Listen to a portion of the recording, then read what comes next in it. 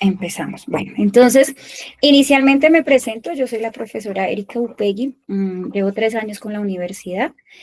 Este curso bello de sujeto me parece que es una oportunidad de ustedes que eligieron tenerla como electiva, de conocer y profundizar un poquito más de eso a lo que le llamamos comunidad, de cómo nos organizamos, cómo nos acomodamos y de cómo las diferentes representaciones sociales generan que hayan unas formas de identidad de la sociedad. Entonces, vamos a trabajar un poco sobre lo que es sujeto, subjetividad y esa conceptualización para poderla comprender un poco mejor. Luego de eso, pues vamos a mirar toda la parte de la literatura que tenemos para esta tarea número 1 y finalmente les voy a explicar nuevamente las actividades. Entonces, pues yo soy la profe Erika. A nivel general, yo soy licenciada en Ciencias Sociales, tengo mi especialización en docencia universitaria, mi maestría es en educación y pues actualmente curso un doctorado en pensamiento complejo, que traducido en pocas palabras es en filosofía mi doctorado. Eh, Me parece muy importante escucharlos a ustedes, Joana, Jonathan y Julie. Joana, ¿en qué semestre vas?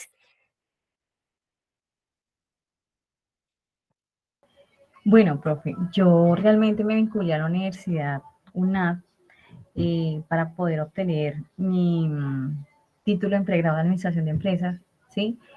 Yo vivo en la ciudad de Neiva, yo venía adelantando estudios en la Universidad Surcolombiana, me tocó aplazarlos y la única universidad, en algún momento me fui a ir a Bogotá, hoy nuevamente estoy viviendo en Neiva, que me ofreció de pronto la opción de poder homologar fue la UNAD, ¿sí? Entonces, por temas de flexibilidad, fue la única institución y pues en realidad yo estoy súper contenta en ese momento con con la universidad. Vengo matriculando componentes sociohumanísticos, ¿sí? Dentro de lo que hay del semáforo, del lineal. Cuando vi la matrícula, vi este curso opcional, la verdad, me gusta. Ya he venido matriculando en los semestres anteriores, así como estos cursos. Uno también porque pues también genero un tema de liderazgo social aquí en el sector donde vivo y pues me identifico con ese tipo de cosas. Es un tema más de activismo y que ayuda pues como a alimentar el tema. Claro, pero muy chévere. Ojalá que todos los conceptos, los contenidos te puedan apoyar y maravilloso que ya desde ya estés ejerciendo esa labor social que pues como profesionales nos toca dirigir. Muchas gracias, Joana. Jonathan. Bueno, pues por mi parte, pues soy estudiante de música, estoy en sexto semestre. Vengo de un aplazamiento que tenía de mi carrera por temas laborales, no ha podido continuar hasta ahora estoy como retomando. Eh, entonces también, como para ir cogiendo ritmo otra vez, dije, bueno, voy también a empezar con las selectivas para irme reacoplando también al estudio y al estudio virtual, que de todas maneras también representa otros retos pues diferentes al estudio convencional. Entonces acá estoy también en ese acoplamiento, en ese proceso de acoplamiento, y pues la asignatura como tal pues me llamó bastante la atención. Pues vi una serie de electivas que tenía pues disponibles, pero pues esta en particular me llamó la atención, me pareció eh, pues el nombre realmente me pareció hasta un poco filosófico, pues yo, sujeto, comunidad, interacción social, como tratar como ubicar al individuo dentro de un grupo social, y todo este tema me pareció como interesante también, pues el enfoque pues que se le pudiera haber dado a este curso. Ahorita con las lecturas pues estoy revisando y pues me parece, están chéveres, están bastante interesantes. Sí es más o menos como lo que me imaginaba de la materia, sí se plasmado en las lecturas, me parece interesante. Qué bueno, bienvenido igualmente y muy importante lo que tú dices, estudiar virtual no es tan sencillo porque depende mucho de la autonomía que nosotros tengamos, depende cómo seamos organizados y cómo en el calendario de nuestras vidas y de nuestras actividades pues lo podamos llevar a cabo, pero es maravilloso cuando uno lo hace a conciencia, es muy bonito. Y Julie, que creo que es la que más ha interactuado en los foros. ¿Puedes abrir tu micrófono?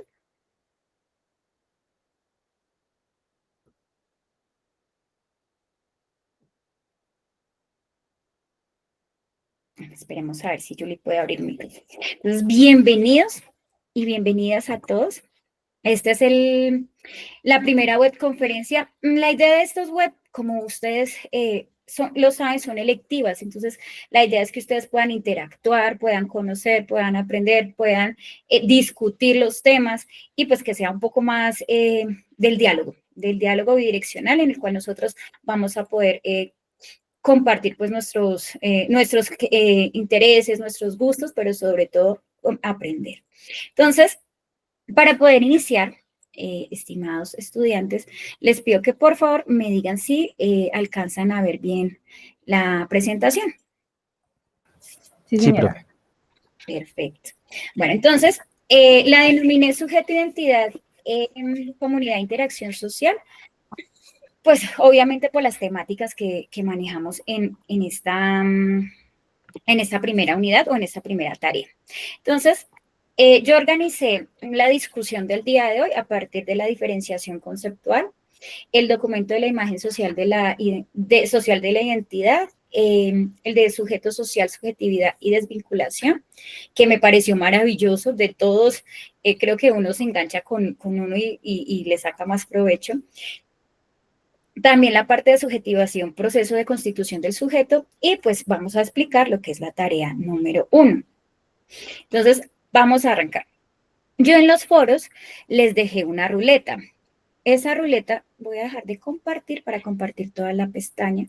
Esa ruleta, como ustedes tienen que ir socializando a nivel general las actividades y por lo menos las 6, 7 preguntas que tiene esta primera unidad, entonces lo que yo hice fue sencillamente enviarles una ruleta a nivel foro para que pudieran trabajar con ella. Me va a permitir abrir acá rápidamente uno y ya vamos a empezar con la discusión conceptual.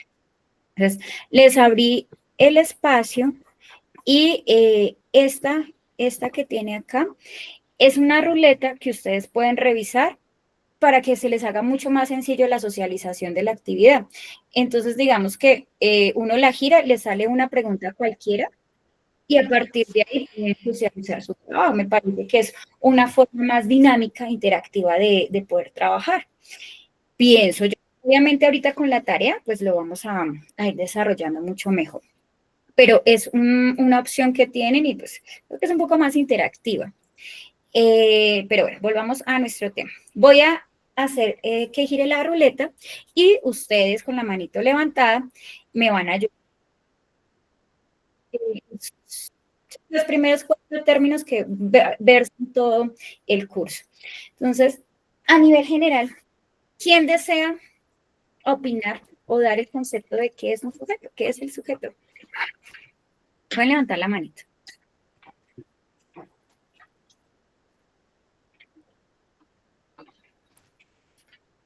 Listo, Jonathan, cuando tú quieras. Sujeto viene siendo el individuo que tiene interacción con otros, con un entorno específico. Perfecto. Muchas gracias, Jonathan. La siguiente le va a corresponder a Joana. ¿Listo? Entonces, giremos.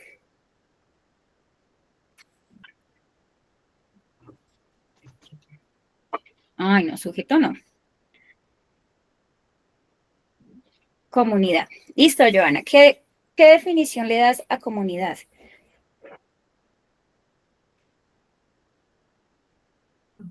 Pues ahí sí prácticamente sea el conjunto de sujetos. Algo muy a lo simple sería, en esos términos sería el grupo o el conjunto de sujetos, ¿no? Pero igual la comunidad siempre va a generar el grupo de personas que comparten un común, un lugar, una residencia, valores, creencias, ¿sí? Historia. Perfecto. Un conjunto de personas que agrupan. Listo. Como Julie tiene algunos problemas de audio, entonces pues dejémosla ahí. Entonces, para poder ir dándole como respuesta a esos conceptos, primero hacemos la lluvia de ideas, vamos a ver el video y luego explico yo la conceptualización. Por favor, me confirman si pueden escuchar bien el audio. ¿Sí? ¿Pueden escuchar? No, señora. No, señora. Ok, un segundito. Este video que les estoy proyectando hace parte de toda la documentación que ustedes tienen para leer, para revisar, y pues acá es un espacio para socializarlo. Voy a volver a retornar y ya. Donde conocerás qué es la subjetividad. El término subjetividad se utiliza con dos ¿Sí escuchan? Sí, ahora sí, profe. Perfecto. significados que se relacionan. En primer lugar, en cuanto al conocimiento, que en filosofía se refiere a la propiedad de percepciones, a los argumentos y lenguaje basados en un punto de vista del sujeto que piensa. Por lo tanto, influidos por los intereses y deseos particulares de éste. La propiedad de percepciones tiene que ver con la forma en que yo sujeto veo el mundo, en la forma en que pienso de algún hecho. Por lo tanto, la percepción que tengo yo del mundo, los hechos y los sucesos, y que para otra persona puede tener un significado completamente distinto. En segundo lugar, en cuanto al sujeto, desde el punto de vista sociológico, la subjetividad se refiere al campo de acción y representación de los sujetos, siempre condicionados a circunstancias históricas, políticas o culturales. Es decir, una persona desde que nace está en contacto con otras. Esta es su familia. Posteriormente, este sujeto se inserta a otros grupos sociales, como lo es la escuela o la comunidad. Lo subjetivo, entonces, se crea a partir de las ideas que los padres comparten a sus hijos, que son adquiridas de forma inconsciente y que muchas de las veces se transmiten de generación en generación. Así lo afirma Vygotsky. La subjetividad representa la especificidad de los procesos psíquicos humanos en las condiciones de la cultura. Es decir, la subjetividad es parte inherente del sujeto, no surge de la nada, sino que es construida por nuestras experiencias y procesos vividos, por la cultura donde estamos inmersos y a la sociedad a la que pertenecemos.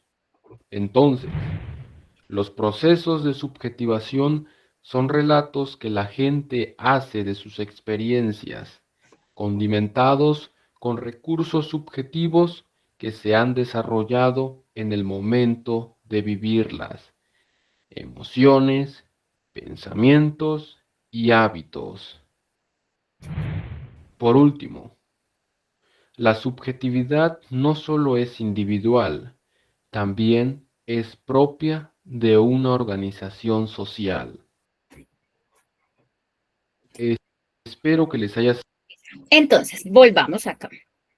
Estamos hablando de 4 conceptos muy importantes para nuestro trabajo, o por lo menos para el desarrollo de la primera parte de nuestro curso. Inicialmente, podemos decir que la parte de subjetividad, pues depende de todas las construcciones sociales por las cuales nosotros hayamos pasado o atravesado. Esas condiciones sociales, pues dependen obviamente de lo que es la comunidad, lo que es la sociedad, lo que es la familia. El ser humano siempre va a estar sujeto e inmerso a una familia, independientemente cuál sea el tipo de familia, extensa, nuclear, uniparental, dependiendo de. Cuando el ser humano se cohesiona, empieza a formarse, pues va a tener unas condiciones que el mismo medio le va a generar para que se pueda construir y autoconstruir.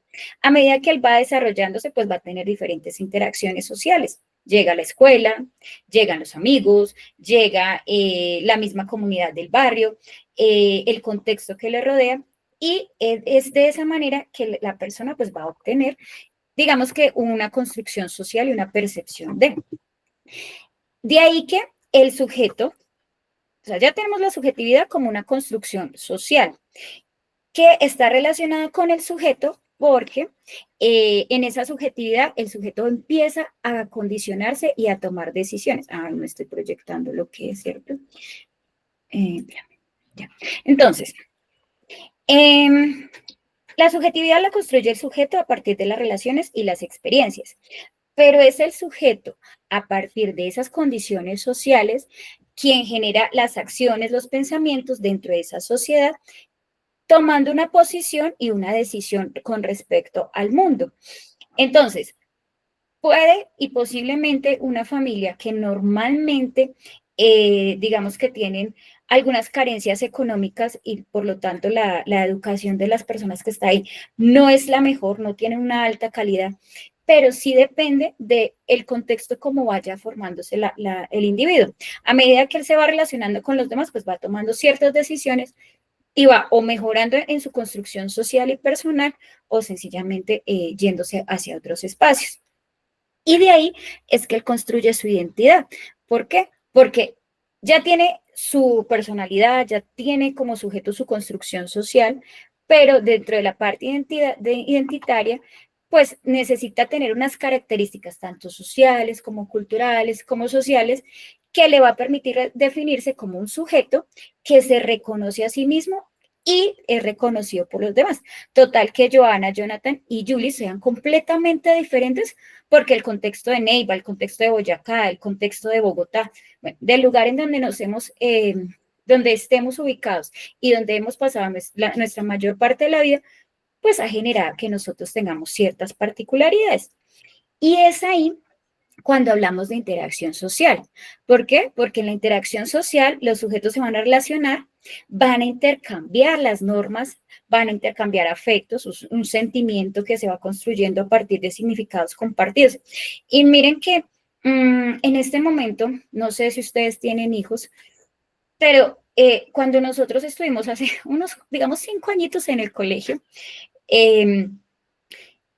teníamos un afecto por el espacio porque lo hacíamos propio, lo hacíamos, les generamos un sentimiento de pertenencia. Hoy en día, pues esos sentimientos van cambiando porque no se construyen las mismas relaciones interpersonales y sociales con respecto al grupo en donde nos estemos desenvolviendo. No sé si aquí hay alguna pregunta.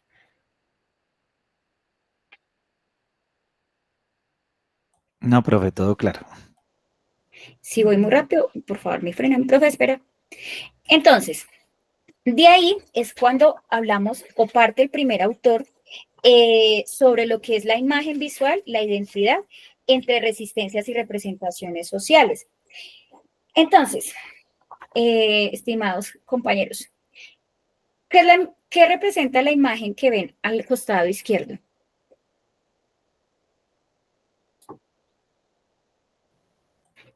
Pues depende. O sea, inicialmente se podría representar simplemente un producto, pero con el paso de los años y con tanto marketing que le han hecho, tratan de ver, o sea, con esa marca tratan de representar también como un estilo de vida o como sentimientos así como de recuerdos bonitos infantiles, unión familiar y cosas así. Joana, ibas a decir algo. Pues bueno, ya ahí sí diría como una marca del tema de mercadeo, posicionamiento de una empresa, de una corporación, de una entidad, ¿sí? Organización X. Entonces, pues uno ve nomás el sello y ya uno tiene una representación mental, ¿no? Ah, poderosos, esos pulpos corporativos, sí, más o menos así.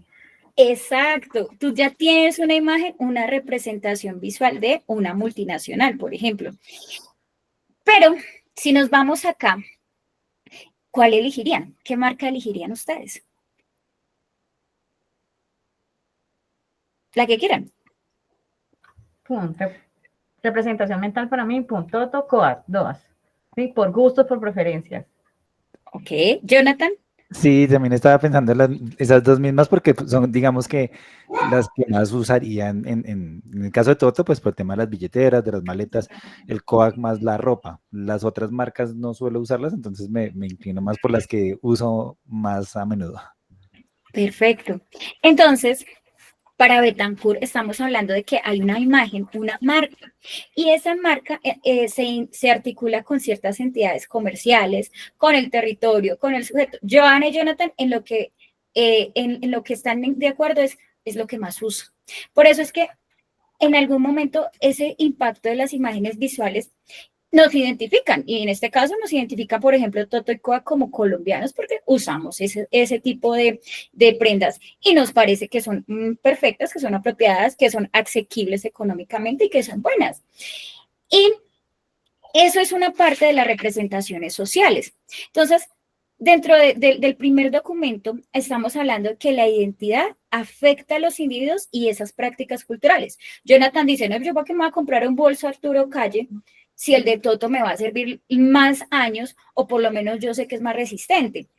Y ahí es en cuanto a las imágenes, o cuando se habla de un análisis de imágenes, pues hay que mirar que no solo representan realidades, sino que crean y condicionan a la persona. Por ejemplo, yo digo, uff, Arturo Calle, no, eso debe ser muy caro. No voy a ingresar allá simplemente por el hecho de ver que la tienda pues tiene ciertos productos. Pero cuando yo voy y me relaciono y digo, no, este Arturo Calle es marca colombiana, está patrocinando a la mayoría de mujeres que tienen en la empresa. Nunca, o por lo menos dentro del marketing general, nunca van a decir la parte social, la parte que hay detrás de lo que se está generando a partir de ellos. Entonces, digamos que Arturo Calle como empresa piensa en sus empleados y les da ciertas condiciones laborales para que ellos estén bien. Pero si nos vamos a Adidas, imaginamos un corredor, un atleta, un profesional, vemos los tenis, pero no sabemos que detrás cuántas personas maquilas se les paga poco dinero para poder que elaboren N cantidad de productos y pues se vende a un precio completamente exorbitante.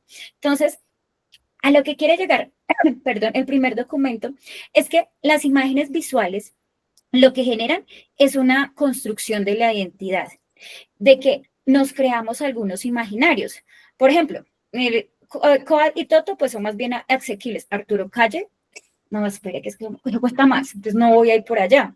Adidas mucho menos y Nike, pues son 500, 600 mil pesos que yo no me voy a gastar en un par de tenis. Y de ahí que la marca genere una imagen representativa. Los grandes, la imagen o los grandes modelos de estas marcas como Adidas y Nike, pues ustedes ya lo saben, son lo que es Messi, lo que es los grandes jugadores de fútbol. Entonces, hablamos de que la marca tiene una representación dentro de la identidad visual, porque es una parte estética, porque narra, tiene unos parámetros, genera unas necesidades. No, yo me voy a comprar los tenis Nike porque pues duran más que los tenis colombianos. ¿Será verdad que eso es así? ¿Será que es el desgaste y el uso? Entonces, esa marca va a tener va a tener una herramienta de tipo capitalista. ¿Por qué? Porque está homogenizando. Con todo respeto, Jonathan, aquí Julie y yo, Julie, Joana y yo, no sé si les ha pasado, pero uno va y dice, ay, ¿qué me pongo mañana? Entonces uno va y mira en Pinterest y dice, bueno, estilos casuales para uno poderse vestir. Cuando al otro día llegamos 3 personas en una oficina con la misma pinta, con el mismo tipo de ropa. Entonces, digamos que hay una homogenización de los territorios con respecto a una moda que se está imponiendo. Y estoy hablando de un Pinterest, no sé si hay más plataformas porque creo que sí. Entonces, hay que tener en cuenta que hay que representarse para ser reconocido. Entonces, las marcas en un territorio descubren o niegan las identidades. No sé si a ustedes les pasa, pero estamos hablando del caso de Bicola y Coca-Cola. Bicola es un producto que es más bien de territorio nacional, pero es que no sabe igual. Es que no tiene la misma connotación que tiene Coca-Cola, entonces por eso no me la voy a tomar. Sabemos muy bien que en lo que es en el Cauca, allá tienen otro tipo de productos de gaseosas para poder consumir, pero no salen de allá. ¿Qué pasa con esa marca, con ese marketing que se hace, que tiene Postobón y que tiene Coca-Cola a nivel territorial para hegemonizar todo el territorio y dejar de lado esa parte de identidad de lo que hay en los otros espacios? Y en muchos casos, pues, lo que hacen es que hay una comercialización y pues hay unas falsas singularidades, porque pues a nosotros nos gusta todo, no todos nos gusta la Coca-Cola, me gusta un vasito de agua, pero como la marca está general, lo que hacen es que la gente pues siga consumiendo. Entonces, hay que mirar que no es solo la experiencia visual, no es solo lo que yo veo y lo que me están vendiendo, sino que también hay unos movimientos sociales, hay unos movimientos artísticos y hay un lenguaje de resistencia a eso dominante. Y ahí es donde trabajamos la parte de los imaginarios. ¿Por qué? Porque hay una representación que tienen las personas sobre su entorno, sobre su territorio, y pues en algunas ocasiones decimos, no, marca colombiana, eso no sirve, pero no nos ponemos a determinar cuántos trabajos generan, de qué manera lo hacen, cómo está, cuál es la calidad del producto. Si no es una marca, pues exterior no sirve. Entonces decimos que homogenizan porque no tienen en cuenta que cada ciudad tiene una identidad completamente simbólica, que está moldeada por la percepción de sus habitantes y que no necesariamente tiene que ser impuesta desde la parte mundial. Y ahí es cuando hablamos de que las identidades no son neutras.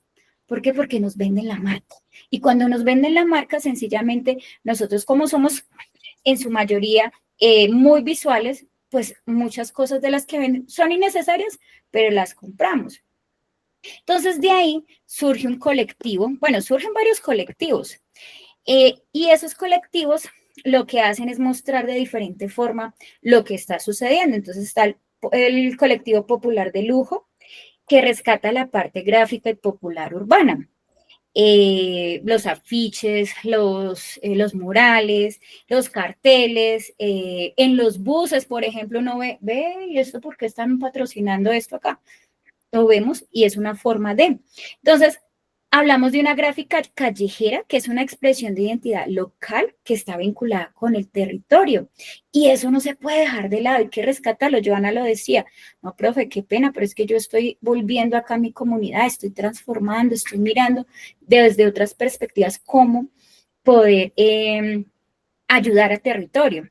Entonces está el colectivo popular y el colectivo iconoclasta en Argentina. Ese de Argentina, pues lo que hacen es realizar cartografías sociales, talleres de mapeo, memorias, y pues a partir de cartografía social, mostrar la lucha y la resistencia que tiene la comunidad. También está en el Ecuador el proyecto Minga Social, que propone pues un enfoque completamente colaborativo. La Minga, recuerdan que era trabajo en equipo en la comunidad indígena, que había una promoción de creación participativa de imágenes con las comunidades, que esa representación visual no debe ser impuesta, sino que debe ser desde afuera, debe ser co-creada entre todos. Y pues también hablamos de que en Colombia hay una opción que es que la imagen debe ser atractiva para, para las comunidades y debe partir de la comunidad, de las necesidades que se tienen. Entonces, pues es importante revisar desde otros escenarios y desde otros aspectos la posibilidad que se tiene con respecto a unas identidades emergentes, desde lo local, desde lo que hay aquí en lo propio. Por eso es que surgen microresistencias, porque las identidades colectivas pequeñas van a vincular a los colectivos desde la parte física, desde la parte simbólica. No hablamos de raza, sino de genotipo. Entonces, hablamos de identidades asociadas a la orientación sexual, al género, a las clases sociales, a la religión, a las expresiones artísticas. Y aquí pues hablamos de unas prácticas de creación visual, desde lo popular, de lo iconoclástico, desde la parte colombiana. Y para cerrar acá, ¿qué me pueden decir de Ciudad Bolívar? ¿Quién conoce o ha escuchado acerca de Ciudad Bolívar en Bogotá?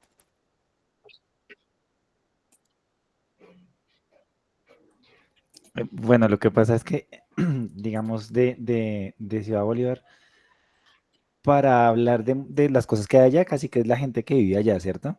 ¿Qué? Porque, digamos, las personas que en otros lugares ajenos a Ciudad Bolívar, pues tienen como un estigma con ese lugar. Empezando por el tema que tienen el botadero Doña Juana ahí al lado. Entonces, digamos Ajá. que se ha creado como una imagen negativa también de este lugar, Ok. pero ha sido como más propiciada a veces por los mismos gobiernos y a Ujú. veces como la que la misma gente dice, no, allá debe ser feo porque pues al sur, al lado de Doña Juana. Terrible. Sí, Esa es la visión. sí, sí, Yo, sí. Joana, ¿tú ibas a decir algo?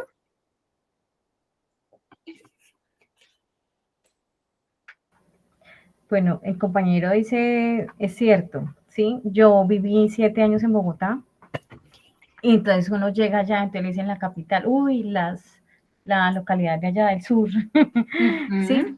Pero bueno, hay que evitar como el contraste de cosas porque pues igual a veces se queda uno con el tema de la escucha de terceros y no tener el propio concepto que es el que debe uno construir. Me encanta la imagen que mostraste ahora, esa panorámica, sí, me encanta, me encanta. Hay algo que trabajé la semana pasada aquí en mi comunidad con respecto a eso. Y todo influye mucho el tema del espacio, de los espacios públicos, la posición que tiene la localidad, ¿no? Pero, por ejemplo, yo he escuchado por redes sociales a Yokoi Kenji, que él vive por allá. Entonces habla de su localidad y que la parte de la gente, que hay gente trabajadora. Sí, claro, como en todos lados. Yo también vivo en una comuna aquí en el sur de la ciudad de Neiva y dentro del proceso que llevo de pronto hago como un paréntesis para compartir dentro de una reflexión que hablaba la semana pasada y era sobre los espacios públicos. Y me encanta la panorámica que pones ahí, profe, porque el espacio público no es neutro, siempre está cargado de mensajes invisibles y en su abandono pues puede volverse cómplice de delitos, ¿no? Entonces, ay, la ciudad, esa localidad que está al pie del basurero, entonces ya se hace como una vaina así, sí, pero sí, en su abandono se puede convertir en cómplice de delitos, pero en su cuidado también se puede convertir en un catalizador de cambio. Cuando el entorno muestra signos visibles de deterioro, las personas interpretan que no hay reglas, no hay cuidado, no hay consecuencia, nadie nos va a decir nada y que la conducta la podemos tener así, porque no hay una responsabilidad, ¿sí? Hay totalmente, mire, tan bonito que se ve, ¿sí? Entonces, es eso, ¿cierto? Y, por ejemplo, si damos un ejemplo así, dentro de lo que no soy arquitecta, pero me estoy leyendo un temita sobre eso, la ciudad de Medellín en los 90 fue una de las ciudades más violentas en Colombia y a nivel mundo. Pero tras la caída de Pablo Escobar, eh, Medellín cambia y se convierte, y el espacio público Se renueva. se convierte, sí, se pusieron bibliotecas, escaleras en las comunas, transporte integrado, parques, senderos peatonales, iluminación nocturna, murales de arte urbano como los que muestras ahí. Y como resultado, los homicidios bajaron en un 80%. Estas medidas, aunque fueron urbanas, fueron sobre todo simbólicas. Entonces, allí es donde uno dice que los espacios, prácticamente la consigna del mensaje decía que los espacios dijeron lo que por años no se dijo. Aquí también hay futuro, aquí también hay dignidad y se reconstruye un vínculo entre ciudadanía y ciudad, ¿sí? Entonces, por eso es importante, pues cuando le damos importancia, se humaniza el espacio público y también a quienes se habita. Entonces, hay representaciones mentales que uno hace, aquí de allí la localidad del sur, peligrosa, donde Ujú. roban, matan, y resulta que no, también hay gente trabajadora, también hay gente pujante, responsable, honesta, que sí hay que también tener un tema de cultura ciudadana para cambiar esa representación mental que tienen algunas personas de lo que somos por ser vivir aquí y que no es así. ¿No? Y que esas inversiones que se hace desde la parte de lo público mejoran también esos espacios, esos sectores urbanos, esos barrios, esas localidades. ¿No? Eso me parece súper Exacto. importante rescatarlos, porque como decía la consigna del mensaje, se humaniza el espacio público, pero también a las personas que viven en él. Exactamente. Y Joana, Jonathan y Julie, este es mi lugar favorito en Bogotá. Se llama Ciudad Bolívar. Este es el barrio Paraíso Mirador. Uno sube en el Transmicable, llega allá, hay un museo de la ciudad autoconstruida y hay una calle completa de murales. Créanme que la vista que se siente allá, que se ve, que se percibe, es maravillosa. A lo que le quiero mostrar o lo que quiero llegar, como lo decía la compañera, el ser humano genera un vínculo con relación al espacio Y lo decía muy claro Jonathan, profe, pero es que es lo que muestran. Claro, vendemos una marca, vendemos una imagen, pero también en construcción colectiva. También hablamos desde el diálogo, desde las posibilidades, desde la construcción social que se genera en ciertos espacios. Y esos espacios, por ejemplo, dependen de esas subjetividades y de la comunidad. Entonces, en ese espacio que alcanzan a ver, se llama Paraíso Mirador, queda en la parte final del Transmicable, pero más allá, en lo verde y un poco más allá, quedan las veredas cercanas a Bogotá. Hay leche, hay quesos, entonces la gente empieza como los domingos a ir a tardear y a conocer esos espacios, y bueno, la gente no tiene que trasladarse 3, 4 horas para llegar a su sitio de trabajo como lo hacían antes gracias al Transmicable, sino que pueden sacar sus productos y pueden venderlos ahí. Estamos hablando de un espacio que obviamente tiene violencia, pero es un territorio que se construye a partir de la comunidad y de la identidad. Más allá vamos a encontrar Pasquilla encontramos los embalses y en los embalses vamos a conectar ay, se me olvidó, con el páramo de Sumapaz. Entonces, la primera lectura lo que invita es a construir una imagen completamente diferente a lo que la marca nos muestra y nos expone en cuanto a consumismo, en cuanto a la generalización de algo. Y lo decía muy bien Joana, Ciudad Medellín construyó a partir de la violencia y la guerra una nueva forma de ver a Medellín. Y de esa manera, pues ha generado turismo, ha generado otro tipo de construcciones sociales en el territorio, pues especialmente en la Comuna 13, que inició hace 2010, que inició con la construcción de las escaleras eléctricas, por ejemplo.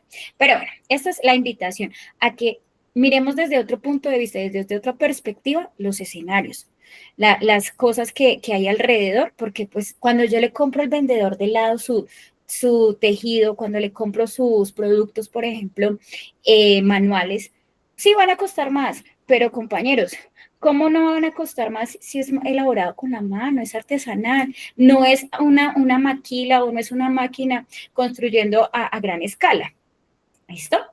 Entonces, esto por un lado, entonces ese es el primer documento y es lo que también les invito a ustedes cuando hacen su álbum de fotografías. Joana no es la misma que vivió hace 7 años acá en Bogotá. Jonathan no es el mismo que estuvo hace unos 5 años como sujeto social y que pues ahorita está construyendo algo completamente diferente. Yo quiero retomar mi estudio y lo voy a hacer y de esta manera pues empiezo con las selectivas para enamorarme de lo que estoy estudiando. ¿Por qué? Porque lo elegí yo, porque me gusta, porque tengo otra percepción. Y aquí, pues a modo de paréntesis, mi trabajo siempre ha sido con la guerra y la paz. Yo amo ese tema. Sí, sé que es algo muy fuerte como colombianos, pero amo ese tema porque me parece que tiene mucha tela para cortar.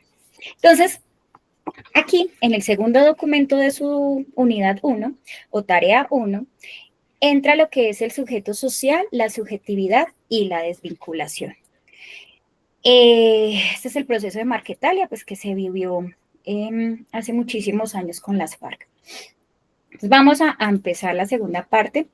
¿Quién es este señor, compañeros? Bueno, ¿qué dice el nombre? Sí, Navarro Golf, sí. Él fue, pues estuvo vinculado pues, al M19 en los 90 y posteriormente como en los 2000 algo, él fue gobernador de Nariño, si no estoy mal.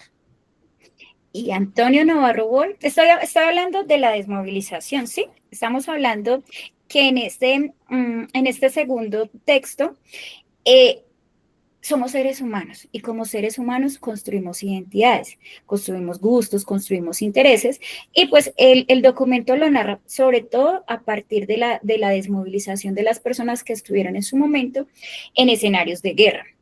Entonces, vamos a mirar un cortico la parte de Navarro Wolf. Ustedes me dicen, por favor, ay, si pueden escuchar.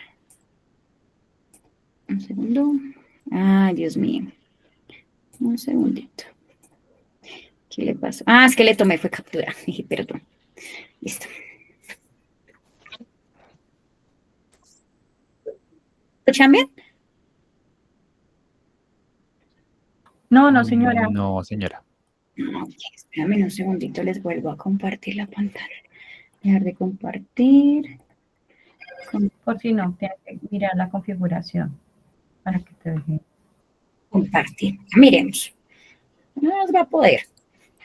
Listo. Controvertido hecho político de 1970 dejó las armas en marzo de 1990, hace ya 30 años. ¿De qué le sirvió a Colombia la desmovilización de los autores de la toma a la Embajada de la República Dominicana y al Palacio de Justicia?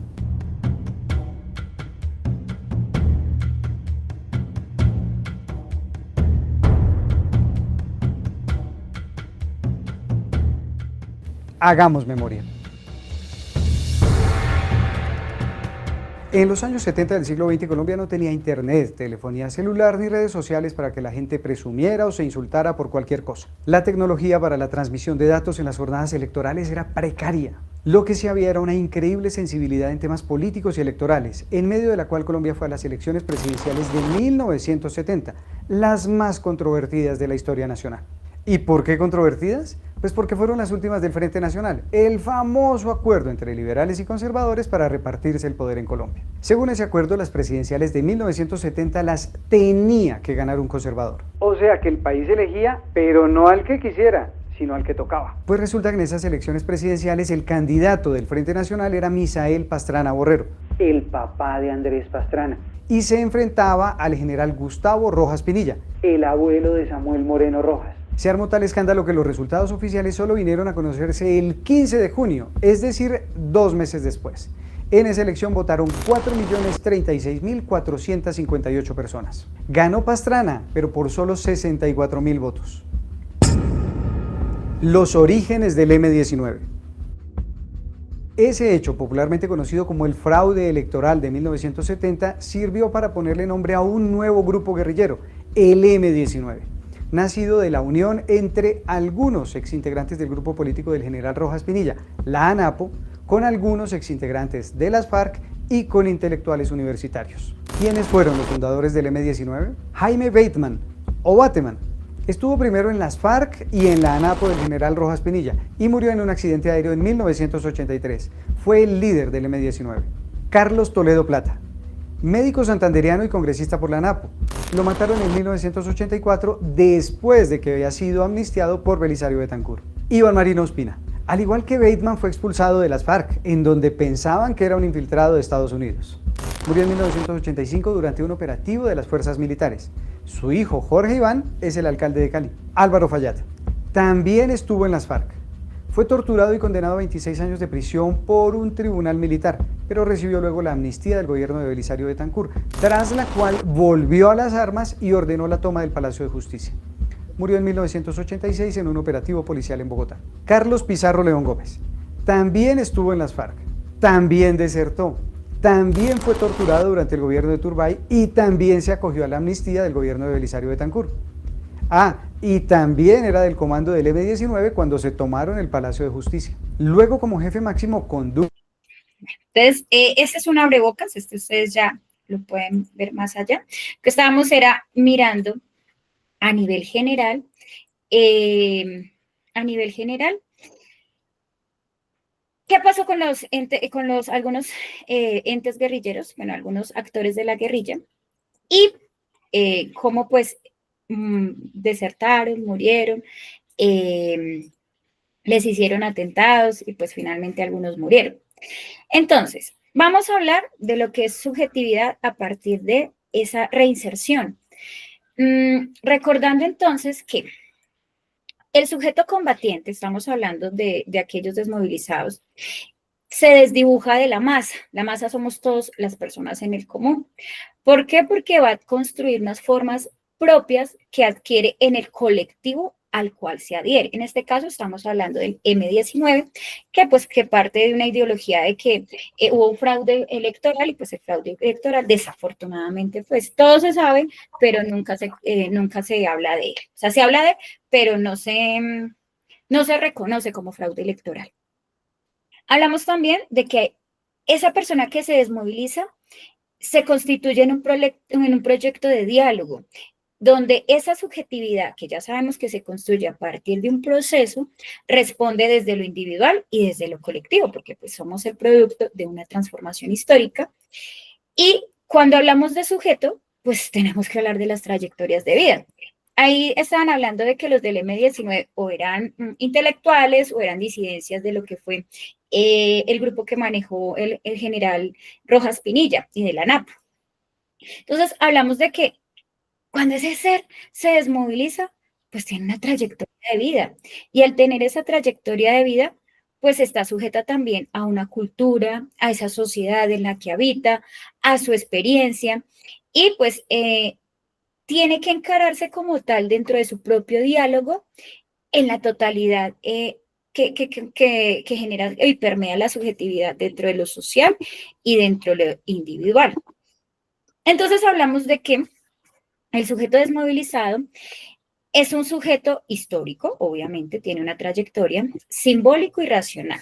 Entonces, el individuo no existe de una forma aislada. Ni Joana, ni Jonathan, ni Julie, ni yo estamos aislados. Estamos en una comunidad, pertenecemos a la Universidad Nacional Abierta y a Distancia. Y a partir de ahí vamos construyendo conocimiento. Pero también somos producto de una relación histórica, de algo cultural.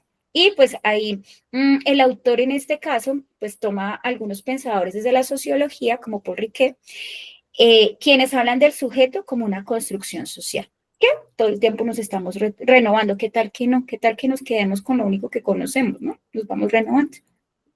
Entonces, el sujeto es una totalidad y está en constante movimiento, nunca se va a acabar y en este momento somos la síntesis de lo personal, de lo familiar, de lo histórico, de la relación con otro. Pero dentro de 15 días vamos a tener otro tipo de percepción con respecto a, obviamente no todo va a cambiar. Y también dependemos de unos imaginarios colectivos. La patria, la nación, como lo hace, por ejemplo, como lo hizo el M19, no estamos de acuerdo con el fraude electoral y el enemigo es el enemigo es el país, pero el país desde la burocracia. Por eso hay que generar revolución, por eso hay que mirar cómo hacemos justicia. Por eso es que tienen un sentido en el accionar. Y ese cambio en el caso del excombatiente, lo que genera es que él es un sujeto social que está fuera de la masa, de lo común, pero se está forjando dentro de un grupo armado y da una pertenencia o una relación con respecto al colectivo al cual pertenece. ¿Cómo? Pues le dicen cómo actuar, le dicen qué es lo que tienen que hacer. En algún momento Pizarro, dentro de sus múltiples cartas, contaba que él estuvo en varias universidades, desertó de ellas porque no estaba de acuerdo, se fue a la guerrilla, cogió su morral y con la dotación que le daban intentaba hacer las cosas de la mejor manera posible. Pero hombre, él tenía una convicción y en ese grupo guerrillero, en este caso las FARC, tenían una concepción con respecto a la guerra que para él no estaba bien. Y como tenía una ideología que no estaba acorde al grupo, sencillamente desertó y más adelante pues va a estar dentro del grupo fundacional del M19. ¿Por qué? Pues porque el excombatiente tiene que ver con una causa justa. Y de ahí que haya un desafío, porque cuando uno tiene la causa, cuando uno ya está organizado y como en el caso de Pizarro, decide irse de allá, es porque no está de acuerdo, pero se tiene que volver a integrar al contexto social en donde está, con otras normas, con otras reglas. En muchos casos, pues los combatientes pues son algo estigmatizados, perdón, pues por su historia. Entonces, volver a la vida civil pues representa algo diferente, algo ambiguo, algo que no me cuadra. Muchas veces es hostil porque pues el sujeto debe reaprender y reconstruirse en los diferentes modos de ser, de hablar, de confiar, porque no, seamos honestos, cuando se está en el espacio de batalla todo el tiempo se está atento, no hay un momento para descansar.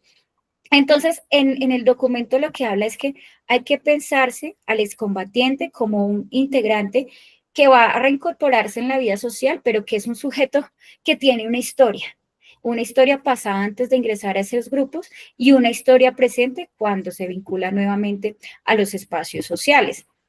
Entonces, aquí hablamos de unas dimensiones de la subjetividad. hablamos de una dimensión simbólica, porque el lenguaje pues tiene unos significados. Entonces, soy combatiente, soy revolucionario, pero ya soy desmovilizado, ¿ya qué soy? Hay unos imaginarios, porque hay unos mitos, hay unas creencias que le dan sentido al actuar de ese combatiente. La idea, por ejemplo, de liberar al pueblo, de vengar la justicia, de tener una causa social. Hay una parte material que mira las condiciones concretas de la vida, de la pobreza, de la desigualdad. ¿Por qué eres combatiente decidió irse a las filas de los sujetos armados al margen de la ley? Entonces hablamos de que esa subjetividad viene desde unos imaginarios, se forma y se transforma, y pues hay una legitimación de las prácticas, por ejemplo, en las tomas a los pueblos, los secuestros, los robos, los atentados, y pues en esa subjetividad y en ese estar en ese grupo social, pues está bien, porque a ese grupo tiene una identidad y tiene un objetivo. Entonces, los grupos armados crean un imaginario de justicia, de resistencia, de venganza, y pues tienen una forma de funcionar dentro de la identidad colectiva. Pero después de que salimos de ahí, el proceso de desmovilización implica una crisis de subjetividad. El sujeto ya no encaja en el antiguo imaginario de lo que era la guerra, pero tampoco en la parte de la vida civil, por lo menos los primeros años de desmovilización. Entonces, ahí se habla de que desmovilizado tiene un vacío simbólico y existencial. No se sabe exactamente a qué pertenece.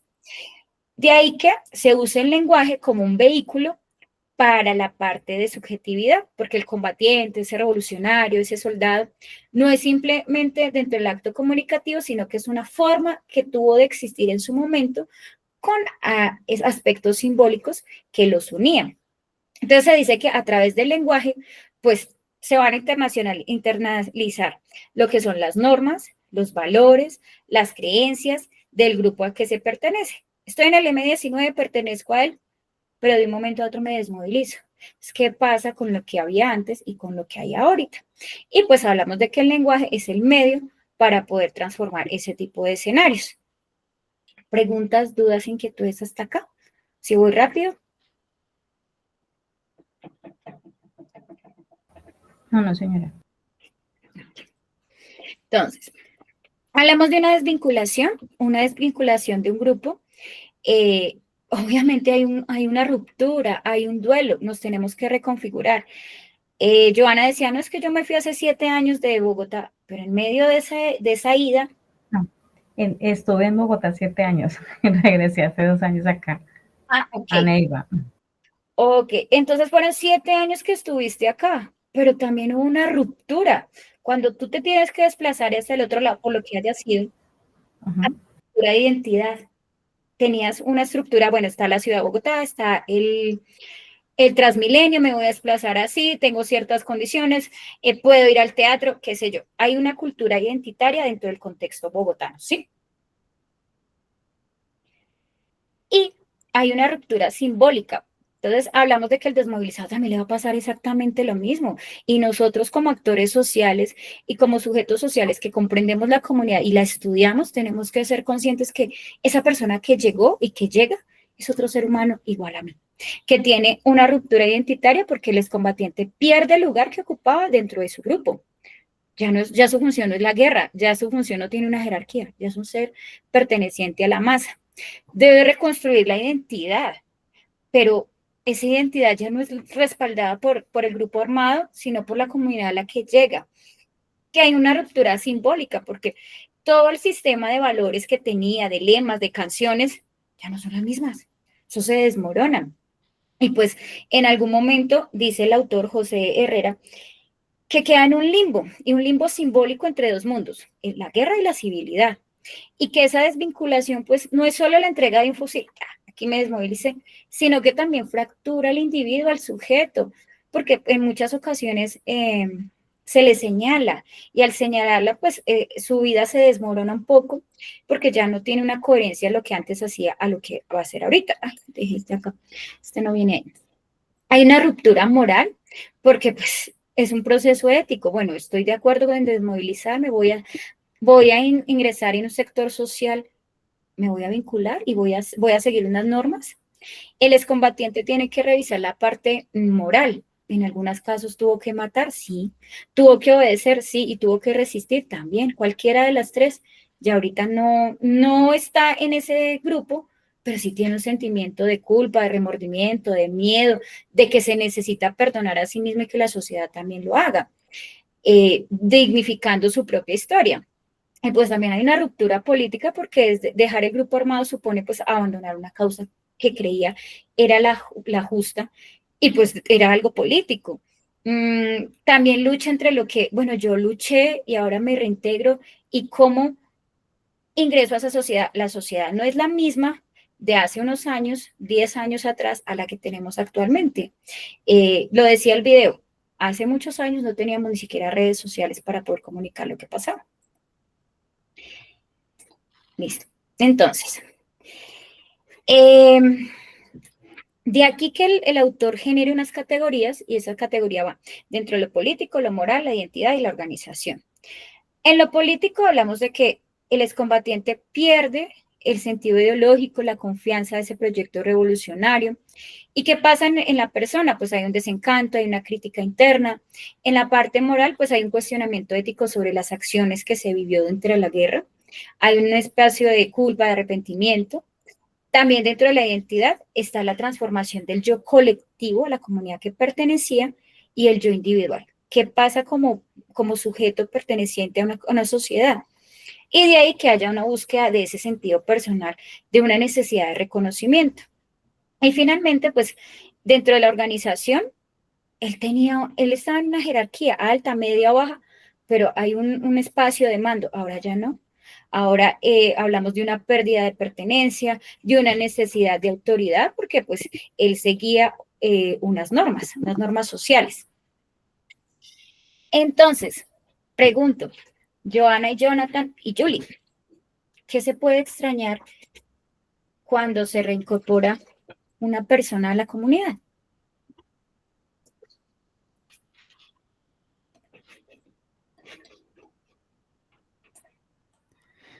Y es que es difícil, profe, porque digamos que uno pensaría, bueno, de estar, no sé, aislado o en el monte, bajo condiciones muy adversas, pasar a la vida civil, uno, digamos que en primera instancia podría pensar, no, pues chévere porque va a tener una mejoría en sus condiciones de vida y demás.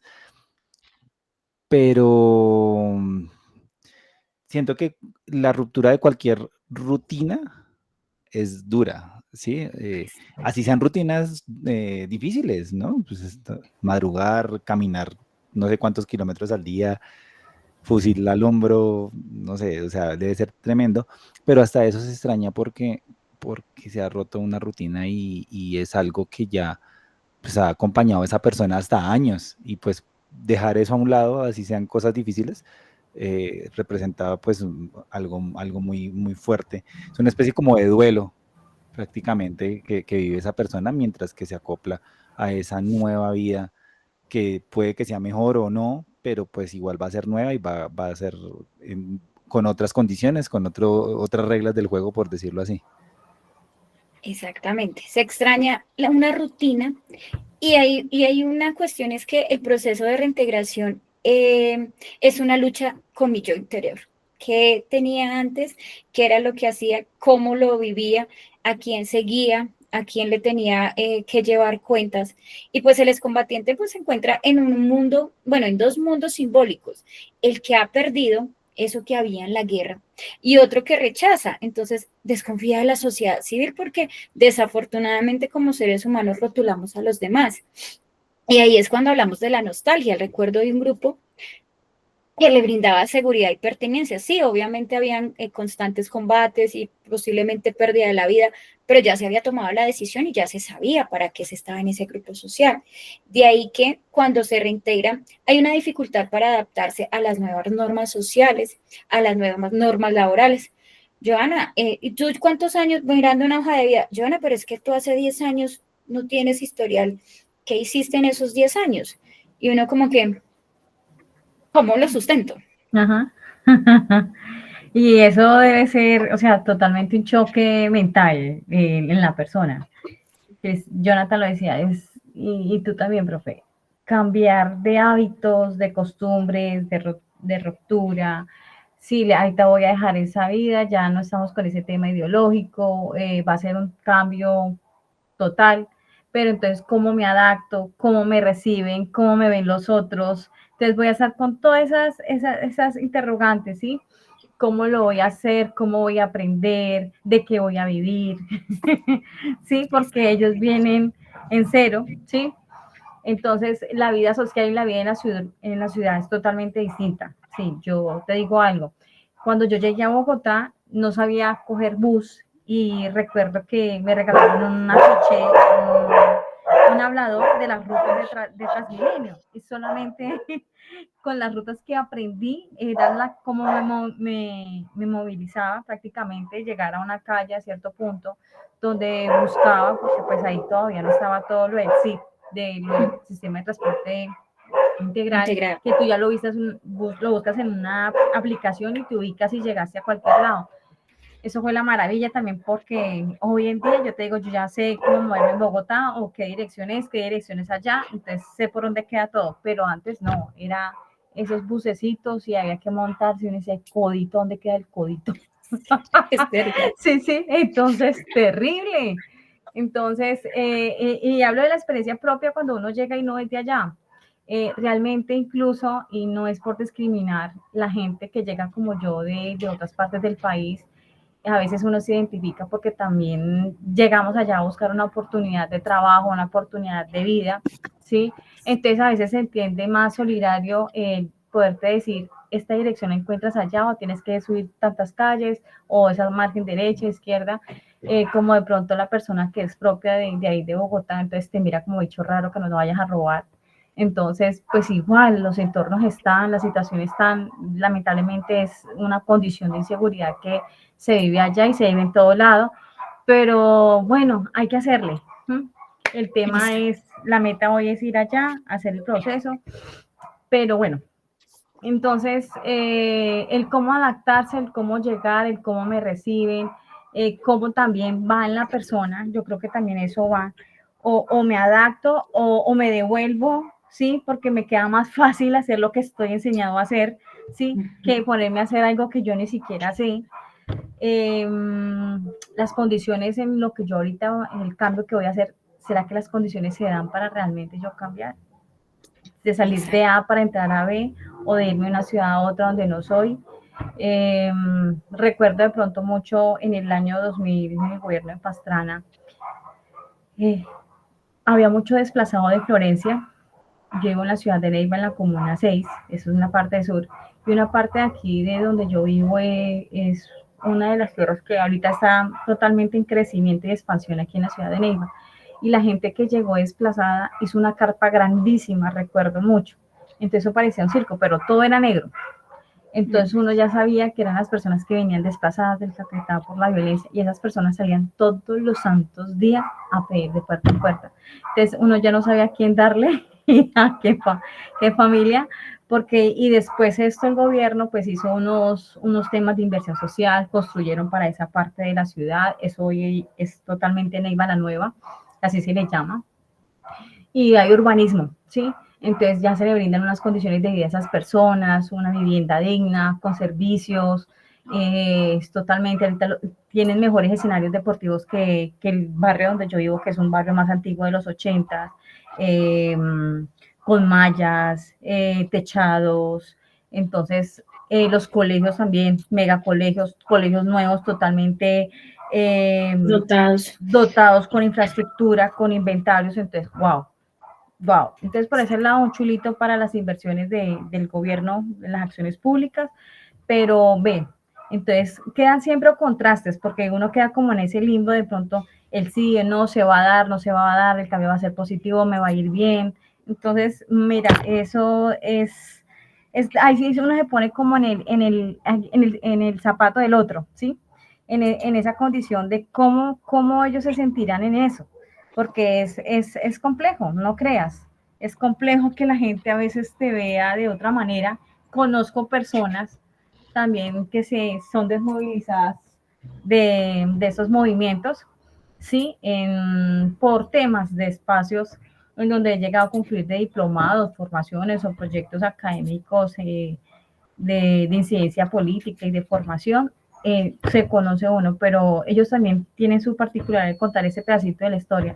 No es sencillo llegar a veces y que la gente te mire, uy, si ellos fueron los que hicieron daño a Colombia. Sí, esa es una consigna, ¿no? Pero entonces, usted decía antes de abrir el tema, porque en algún momento sí he leído sobre esto, hay mucha arandela. El tema del conflicto, el tema de la guerra tiene mucha arandela, entonces hay que verlo desde esos puntos de vista, desde esas subjetividades dentro de la ideología, desde las posturas, entre las contraversiones de por qué allí ellos se organizan y se levantan como de movimiento. Hoy podríamos decir que podemos tener, la ciudadanía tiene ahora otra criticidad de ver la vida política, de los escenarios, de la realidad socioeconómica del país de otra forma, ¿no? Pero pues sí, es un tema igual de entenderlo, ampliarlo, igual como te dije al principio, profe, también abierta de pronto a la temática del curso, porque de eso se trata, ¿no? Es esto, porque pues igual hay cosas de aprendizaje, siempre son goticas de conocimiento nuevas. Exactamente. Y esa subjetividad, como ustedes la mencionan, compañeros, yo tomé pues varias ideas del texto y creo que me parece pertinentes en este momento, y es que la guerra es un dispositivo de anclaje, de historia, de narrativas, de mirarlo desde los dos puntos de vista, de circunstancias. Dentro del proyecto que estoy desarrollando de mi tesis, todo está dentro de la voz de la víctima. Pero bueno, ¿y el victimario, qué pasó con él? ¿Cómo fue su construcción social para poder llegar ahí? Entonces también hablamos de que el sujeto combatiente en algún momento se desdibuja de sí mismo, deja de ser él y pasa esa subjetividad del sujeto de lo antes, de lo actual, de lo durante, de lo después, de que ese proceso de desmovilización se extiende o se entiende desde la subjetividad. Y ahí es cuando hay una resistencia interna, pues algunos mantienen esa ideología viva, aunque no estén armados, de que hay un intento de reconstrucción desde la búsqueda de nuevas narrativas, de que muchas veces el trabajo, la familia y la educación están, pero también generan como ese, no sé, que aún falta y no están completamente inmersos en esa sociedad, a veces hace falta. Por eso es que la subjetividad opera como un campo de batalla interior. Y el sujeto se va entre lo que desea y tener en cuenta pues unos antiguos códigos, porque eso nunca se va a desvincular de nosotros, se va a transformar, se va a cambiar, pero pues también va a estar. Y hay una reconfiguración nueva de la vida, porque pues para poderse desvincular necesitamos saber de esa subjetividad, de esa historia y también de aquello que en algún momento fue. Y pues aquí ya para ir cerrando, vamos a mirar un corto video que también está dentro de sus lecturas y es ¿por qué eres quien eres? Esa parte de identidad. ¿Listo? Entonces lo voy a... Ustedes me dicen por favor el audio. Cuando te miras delante del espejo, das por sentado que este eres tú, que es tu reflejo. Incluso cuando te haces una fotografía o un selfie, como se dice ahora, en el lavabo, como estoy haciendo yo ahora mismo, también das por sentado que el que aparece en la foto eres tú. Muchos animales no son capaces de reconocerse, no tienen conciencia de su imagen corporal. Sin embargo, nosotros lo damos por sentado. Sabemos que este es nuestro reflejo y no es otra persona o otro ente que está al otro lado observándonos e imitándonos. Este es el origen de una construcción muchísimo más compleja y que nos va a formar como individuos completamente independientes del resto del grupo. Estamos hablando de la identidad y de esto es lo que vamos a hablar esta semana.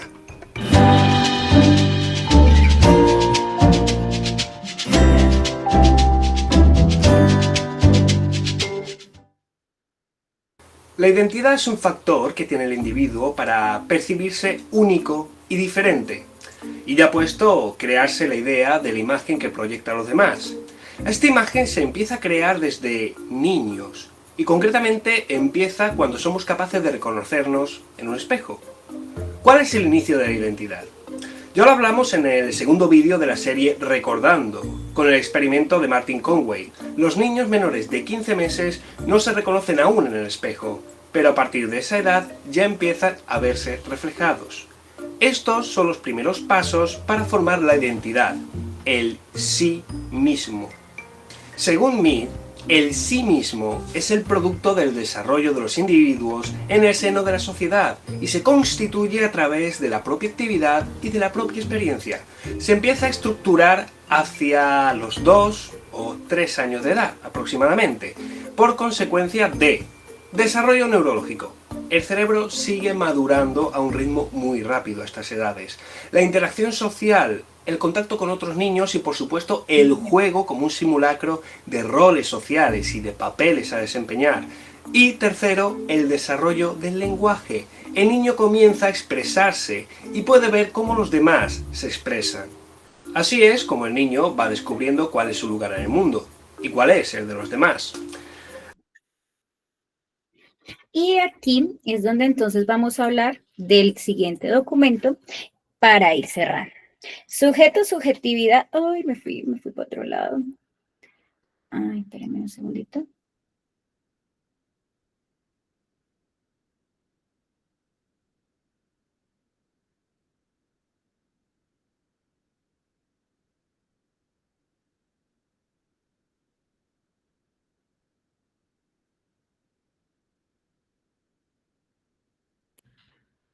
Compañeros, ¿me escuchan bien? Sí. Sí, se me fue. Ok. Entonces, aquí es la segunda de la tercera parte de la web. Estamos hablando de sujeto, subjetividad y subjetivación, pero en los jóvenes. Entonces, ya estamos hablando de lo propio, estamos hablando de lo general, desde los combatientes, y ahorita estamos hablando desde los jóvenes. Entonces, importante tener en cuenta que los jóvenes son sujetos que también hacen parte de procesos históricos, sociales y culturales, pero en este caso hablamos de Latinoamérica. ¿Por qué? Porque estamos muy sesgados con toda la parte de la información que nos envían de la parte de Europa. Entonces, esos marcos eurocéntricos nos logran explicar la complejidad de un sujeto latinoamericano que hace parte de una historia, de una trascendencia, de una colonia, de una conquista, de unos procesos de independencia, de unas problemáticas sociales, económicas, laborales, ambientales, que no se pueden explicar dentro de lo que pasa por ejemplo, Europa. Entonces, hablamos de que los jóvenes no solo son objetos de estudio, sino agentes que construyen sentidos, que construyen saberes, que tienen formas de existencias. Y ahí también hablamos de que hay una crisis del sujeto moderno. ¿Por qué? Porque es fragmentado, pero también es plural. Porque ya como igual nosotros, los jóvenes no son dueños absolutos de sí mismos, son productos de relaciones de poder, de discurso, de cultura. Y ahí es cuando el joven tiene una herencia colonial y tiene una lucha por la autodeterminación. ¿Quién soy? ¿A qué lugar pertenezco? Y como sujeto moderno, pues es racional, es autónomo, pero está enfocado hacia unas tendencias europeas. Entonces, hay que mirar qué idea de progreso se tiene, qué idea de control y de dominio.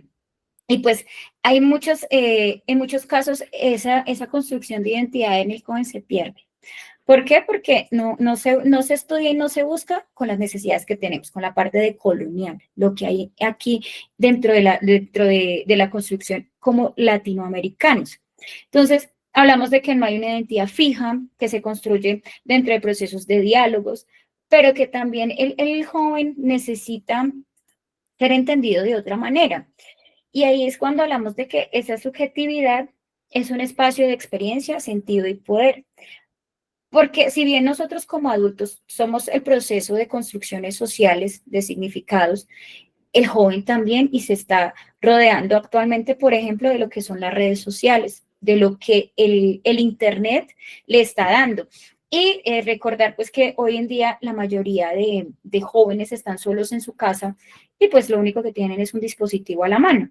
Y ese dispositivo es el que está dándole unos parámetros de igualdad, de desigualdad, de violencia, de racismo, y a partir de ahí está construyendo propias identidades. ¿Listo? La subjetividad no es solo una parte psicológica, sino también que es un campo de producción simbólica y política. Listo, Joana, igual en 10 minutos terminamos por si todavía tienes el espacio. Gracias, profe. A ti porque de verdad podemos discutir. Entonces, en este diagrama de capas pongo al sujeto desde la razón moderna, desde un sujeto que se concibe desde lo racional, desde lo autónomo, desde lo universal, que está asociado a una idea de progreso, de control, de dominio. Y hay una crisis dentro del posmodernismo, porque pues hay unos estudios decoloniales en donde el sujeto se comprende como fragmentado, como algo plural, que ya no es dueño absoluto de sí mismo, es un producto de las relaciones de poder, y pues estamos en un espacio de tensión. De ahí que el joven como sujeto socialmente producido también hace parte de algo de transformación social. Y aquí entonces tenemos unos elementos. La subjetividad en el joven, que se entiende como un proceso en constante construcción del individuo, desde las interacciones que tiene, que está relacionada con una construcción social, porque lo moldean unas normas, unas instituciones y ahorita unas redes sociales. Hay una transformación porque él se reapropia y se resignifica, y pues genera sus propias formas de existencia. Hay otras alternativas, que estamos hablando de lo que son los nuevos lenguajes, la cultura, las redes sociales, un activismo digital, y que finalmente hay una reconfiguración, pues los jóvenes tienen que cuestionarse dentro de unas lógicas que tienen los adultos, pero que también tienen jóvenes, pero que también tienen los niños, y es un sinsabor de no sé hacia dónde voy, pero me tengo que construir como actor social. Y finalmente, pues, las investigaciones en Latinoamérica sobre los jóvenes hablan desde lo cultural, pues que estudian la relación de la juventud con el cuerpo, el consumo de los medios de comunicación, de los diferentes productos, y muestran cómo los jóvenes pues producen significados y tienen unos estilos de vida. También se analizan las prácticas educativas dentro de la parte comunitaria, dentro de la parte artística y aquello que llamamos subjetivación. Y finalmente, pues hay unas investigaciones en Latinoamérica en donde se hablan desde el enfoque decolonial, que es rescatar los saberes locales, las memorias colectivas y otras alternativas para ser joven dentro de una periferia como es los espacios latinoamericanos. No sé si hasta este momento, Jonathan, sí, ¿tienes alguna pregunta, duda? No, profe, no, todo claro. Bueno, entonces vamos a cerrar con la explicación de la guía. No sé si tienes alguna pregunta o la voy socializando. Tú me dirás. No, listo, profe. Continúa con lo de la guía para poder también aclarar ciertas cositas que quiero ver de la guía. Ok, entonces vamos a socializar. Entonces, la guía empezó hace 8 días el martes. Se entrega la actividad el día lunes 27. Finalmente, ¿qué es lo que pretende la guía? Que ustedes construyan un álbum donde muestren su historia de vida. ¿Cómo la van a construir? Pues con diferentes fotografías de 7 a 12, en donde estén desde su niñez hasta la actualidad, pero que también integren los contenidos que acabo de explicar o los que vemos acá, como son la imagen visual, el sujeto social, el sujeto subjetividad y subjetivación, la subjetividad del sujeto, por qué eres quien eres, que fue un fragmento de lo que vimos ahorita, el sujeto y la parte de lo que es la interacción social en un minuto. Entonces, primero me pienso qué fotografías voy a poner. Segundo, ya leí, ya miré, ya me documenté. Entonces, lo que tengo que hacer es realizar la revisión bibliográfica, luego escoger de 7 a 12 fotografías y empezar a responder. ¿Yo cómo lo haría y cómo les sugiero? Que en cada una de las preguntas que tenemos acá, ustedes las organicen en una presentación PowerPoint, en este caso Genial o Canva, maravilloso. Y por cada una de las preguntas vayamos respondiendo y mostrando cómo vamos evolucionando. Entonces, las preguntas, cómo esos momentos de su historia de vida se ven reflejados en las fotografías, lo de la subjetividad y la identidad, responder qué imaginó en cada una de las etapas, cuando fue niño, cuando fue joven, adolescente, qué factores de la interacción social con los otros le ha permitido identificarse como sujeto, qué factores de la interacción social y le han permitido identificarse con las otras identidades, con las subjetividades. Ese es el del primer documento. Este se responde con el primer documento. Como las experiencias que ustedes han tenido a lo largo de su vida les dicen cómo se ve como sujeto, qué identidad tienen y qué subjetividad han construido. Luego de eso, pues explicar la relación que tiene el sujeto, la subjetividad y la identidad. También qué imágenes, discursos o modelos culturales han influido en la forma en que te han enseñado en tu familia y cómo ha cambiado, cómo se han generado tensiones en cuanto a ello. ¿Qué momentos o situaciones de la historia de vida consideras que marcaron un cambio en la forma de pensarte a sí mismo? ¿En qué momentos de la vida sentiste que las decisiones o posturas personales empezaban a generar tensión social o familiar? ¿Y qué nuevas fotografías podrías imaginar? Entonces, compañeros que nos están viendo en este momento, lo que hay que hacer es escoger de 7 a 12 fotografías y empezar a responder las preguntas que hay acá. ¿Cómo se responden? Pues desde sus vivencias y dentro de lo que van a leer. Esto se entrega en un anexo en Word, en PDF. Entonces se pone la portada, la introducción, el enlace y las referencias bibliográficas. Y ya en el foro, lo que hay que hacer es socializar lo que han llevado, los avances de su álbum fotográfico. ¿Qué sugerí yo? Yo les puse la ruleta, ahora la voy a señalar acá otra vez. La ruleta, ¿dónde estás? Yo les puse la ruleta y con la ruleta, pues me parece mucho más fácil poder trabajar y mostrar sus avances. Déjame yo abro acá. Compartir esta página. Entonces yo acá les puse una ruleta. Acá. Y con la ruleta, pues me parece que ustedes pueden girarla y a partir de ahí empezar a responder pues las preguntas que se tienen. 2, 3 preguntas. Por ejemplo,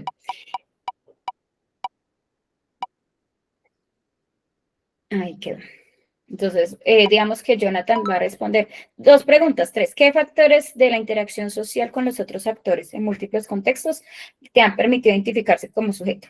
Entonces, doy respuesta a la siguiente pregunta, doy respuesta a la siguiente pregunta y envías una captura de pantalla o un enlace en donde puedas socializar tu trabajo. ¿Me hago entender, Jonathan?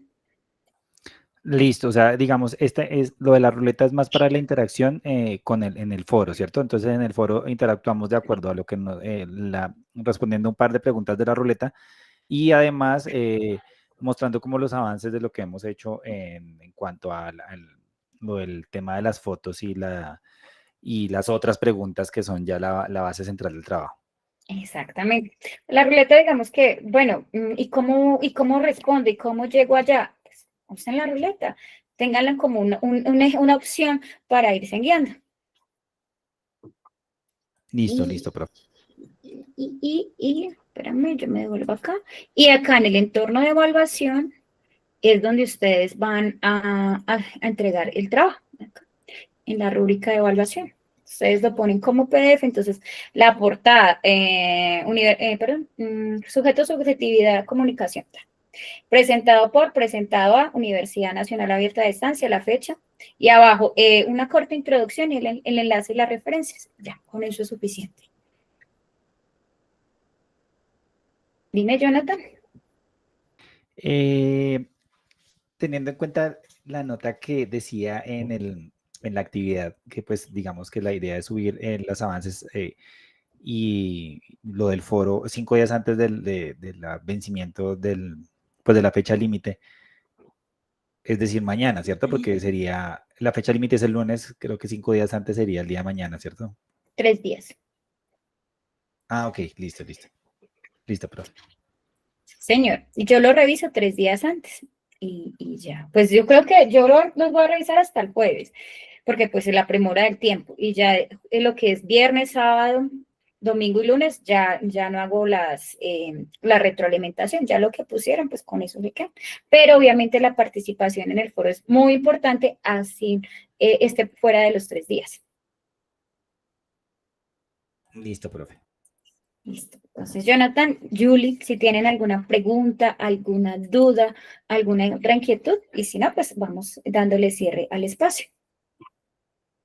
No, profe, ya con lo que has explicado, ya ha sido, digamos, bastante ilustrativo.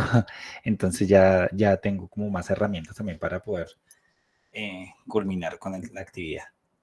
Ok. Yo les quiero agradecer por el espacio. Pensé que me iba a tocar dar el espacio sola y yo dije, venga, yo presenté. Realicé mis diapositivas, leí juiciosa, tomé mis apuntes y esto para mí, así sean 3, es gratificante porque puedo escucharles y puedo decir, bueno, compartamos. Yo sé que Julie creo que está en el trabajo, pero está escuchando porque está respondiendo en el chat y eso para mí es muy valioso. Les agradezco a ustedes también. Muchísimas gracias por todo. No, profe, gracias a ti también por tu tiempo y tu dedicación. La verdad, sí, también entiendo que es un poco difícil tener tan pocos alumnos conectados, pero te agradecemos realmente pues el tiempo que te tomas para darnos estas explicaciones a nosotros. No, ustedes muchas gracias, de verdad. No me sentí solita y eso para mí es maravilloso. Pues tengan un excelente descanso y lo que necesiten, Jonathan, Julie, ¿están en el grupo de Teams? Yo intenté, es que, o sea, yo intenté agregarme al grupo, pero el enlace no me dejaba agregarme. No sé si desde Teams pueda buscar el grupo de alguna otra manera, que no sea con el enlace, no sé, profe. Espérame, yo lo vuelvo a enviar y aquí un minutico chiquito, se los comparto. Y si no, Jonathan, compárteme el correo, por favor, por acá. Y Julie, compártame, por favor, los correos de Teams, de institucionales, y yo los agrego. Listo, profe. Es que creo que el mío, el institucional, no me lo han activado, entonces me dijeron que todo lo que fuera con la universidad me tocaba por el personal. Tal vez es por eso que no he podido vincularme al Teams. Ah, ok. Entonces, sí, es por Teams. Entonces, pues por ahora, trabajar con Google Meet, porque de verdad también es más fácil, es más interactivo. Listo, profe. Igual te envío el correo personal, a ver si de pronto con ese también puedes agregar. No, con ese no te puedo No, agregar. voy a ver si me activan entonces el de la universidad para poder vincularme. Claro que sí. Entonces, Listo, tengan una profe, gracias. excelente noche. Muchas gracias por todo. Que estén muy bien. Bueno, profe, que estés bien. Hasta luego. Hasta luego.